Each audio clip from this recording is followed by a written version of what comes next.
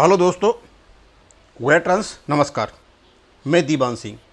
मैं बताना चाहूँगा कि all Kerala bank retirees forum इन्होंने जो पेंशन फंड है वो कितना है, कहाँ से लेकर के 2020 से लेकर 2025 तक, इसका एक चार्ट प्रिपेयर किया और ये यूट्यूब पर सर्कुलेट हो गया और इसके माध्यम से ये इंप्रेशन दिया गया कि हमारे पास काफ़ी पेंशन फंड है, इसलिए हमारा पेंशन अपडेशन हो सकता है। बार बार बताने के बाद हमारे बैंकर 3 साल से उसी जगह पर टिके हुए हैं कि आ बैल मुझे मार, अपने पैरों में कुल्हाड़ी मारना। भैया, किसने कहा आपको पेंशन फंड पर आधारित है आपकी पेंशन? क्या आपने पेंशन रेगुलेशन नहीं पढ़ा क्या? और इसी पेंशन फंड की वजह से आपको पेंशन अपडेशन नहीं हो रहा है, क्योंकि ऐसा हथियार है आईबीए के हाथ में कि जब भी कभी भी कोर्ट में सुनवाई होगी तो कोर्ट में वो तो यही कहेंगे जाकर के कि pension fund is not sufficient. अब सफिशिएंट है या नहीं तो एक एक्चुअरी बिठा देंगे, उससे हिसाब किताब लगवाएंगे, 2-3 साल उसमें निकाल देंगे सारा। और इन्होंने अपने एफिडेविट में यही कर रखा है। मैंने बार बार ये बताने के बावजूद 2-2.5 महीने से बता रहा हूं कि आपका पेंशन फंड से कोई लेना देना नहीं है। आपको जो पेंशन मिल रही है आपके सीपीएफ के बदले में है। वो अलग बात है कि 2010 में एडिशनल कैलकुलेशन करके और ये हमसे कुछ पैसे अनलॉफुली मार गए। चलो हम मान लेते हैं आपकी कि आपके पास पेंशन फंड पर्याप्त है। तो ये जो पेंशन फंड की फिगर आपने दे रखी है, क्या कहीं एक जगह रखा हुआ है क्या ये?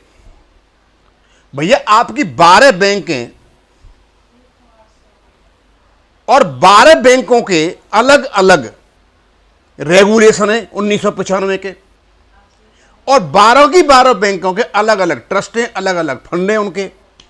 उनके ट्रस्टी अलग हैं, उनके बेनिफिशियरीज अलग हैं।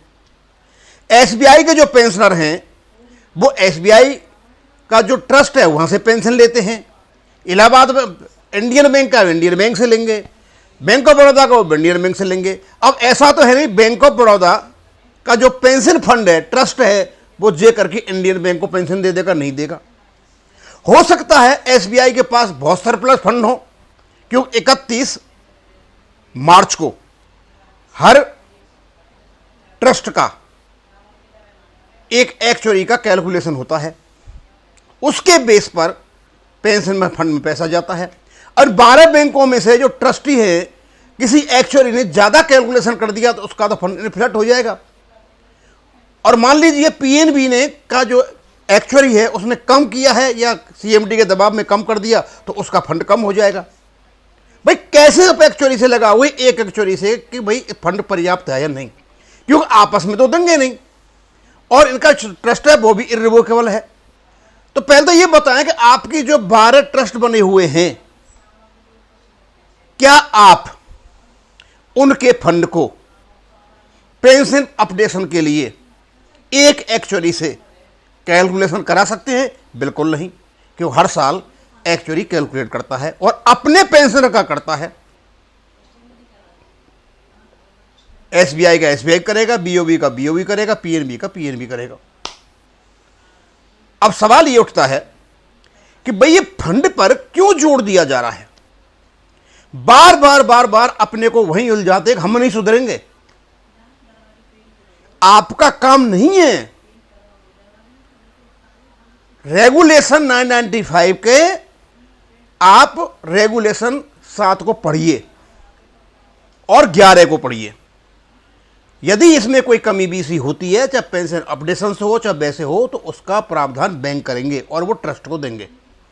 बड़ा स्पष्ट लिखा हुआ है। चलो हम मान लेते हैं आपके अंत में 2025 में आप बता दो आपके पास 4,56,424 करोड़ रुपए आपके पास है और आप कहते हैं सफिशिएंट फंड है। भैया, आपको पता है किसका पैसा है? आपके 7-8 लाख पेंशनर होंगे फैमिली पेंशन मिला करके, तो क्या इनका ही पैसा है क्या ये, कि और किसी का भी है? आपको पता होना चाहिए जो बैंक एम्प्लॉय 1992 में भर्ती हुआ होगा वो 2025 में रिटायर होगा, अभी हुआ नहीं है, सर्विस कर रहा है, उसका भी पैसा है। जो 93 में भर्ती हुए होंगे उनका भी पैसा है, 94 में होंगे उनका भी पैसा, और 2009 तक जो भर्ती हुए अभी तक सर्विस कर रहे हैं उनका भी इसमें पैसा है, आपका ही नहीं है। जब कैलकुलेशन होगा और एक्चुअली करेगा तो सबको उसमें शामिल कर लेगा। आप सोचते हो कि आप पेंशन ले रहे हो तो आपका पैसा है। लोग अभी जो सर्विस कर रहे हैं और पेंशन ऑप्ट करके बैठे हैं, कब तक? 1 जनवरी 2004 से तो एनपीएस है, उससे पहले से 31/12/2003 तक, और 31/12/2009 में जो व्यक्ति भर्ती हुआ होगा, शायद 10 में है, आपकी एनपीएस 10 में है शायद, 2009 में जो भर्ती हुआ होगा, स्वाभाविक सी बात है, 33 साल लगाओगे तो अभी तो 17-18 साल और पड़े और वो उसका पेंशन का पैसा कट रहा है, शेयर आ रहा है, सब यहीं जमा हो रहा है पूरा का पूरा। ये इस प्रकार का फैला हुआ रायता है कि आप इसको नहीं समझ सकते हो किसी हालत में। और हम समझे भी क्यों? हमारा पेंशन फंड से कोई लेना देना नहीं है। आपका पेंशन अपडेशन यदि होता है तो सीधा साधा है कि उसका प्रावधान केवल और केवल रेगुलेशन 11 के अनुसार बैंक करेंगे। ये आपके रेगुलेशन में लिखा हुआ है। अब ये लोगों ने डाला, पढ़ने में नहीं आ रहा था, मैंने बड़ी मेहनत करके मैंने रंग बिरंगा करके डाल दिया। कोई ये बता दे मुझे कि जो वर्तमान में पेंशनर हैं और जो लोग सर्विस कर रहे हैं बहुत बड़ी मात्रा में, कई लाखों में, जिन्होंने पेंशन ऑप्ट कर रखी है लेकिन रिटायर नहीं हुए अभी, उनका भी हिस्सा है इसमें, उनका भी हिस्सा आ रहा है यहाँ पे, उनका भी तो कैलकुलेशन करेगा एक्चुअली। और कितना बढ़ता है देखो आप, लास्ट में जाकर के 4,26,644 पैसे थे किसमें, तो 24 में, और 4,56,424 यानी 28,000 करोड़ रुपए बढ़े हैं बस। कोई बहुत लंबा चौड़ा नहीं बढ़ा। अब जो रिटायर होंगे लोग, उनकी जो बेसिक पे है वो बहुत ज़्यादा है, इतना तो कटता भी नहीं है उनका। जब इसको एक्चुअली कैलकुलेट करेगा तो आईबीए यहीं उलझा देगा कि पेंशन फंड इनसफिशिएंट है, और कोर्ट भी मान जाएगा और आप भी रह जाओगे हाथ में हाथ धरे। आप ये ना समझे कि 4,56,000 आपका पैसा है, आपका नहीं है। ये पैसा उनका भी है जो 1992, 93, 94 और 2009 तक और अभी तक सर्विस कर रहे हैं 33 साल तक, जो कम से कम जाकर के कहीं होंगे, ये 2045 में जाके सारे रिटायर होंगे, 2009 से पहले पहले, ये उनका भी पैसा पड़ा हुआ है यहाँ पे। इसको कैलकुलेट करना इतना आसान नहीं है। और दूसरा, हर बैंक का अलग अलग ट्रस्ट है, आप इनको एक जगह कैसे कर सकते हो?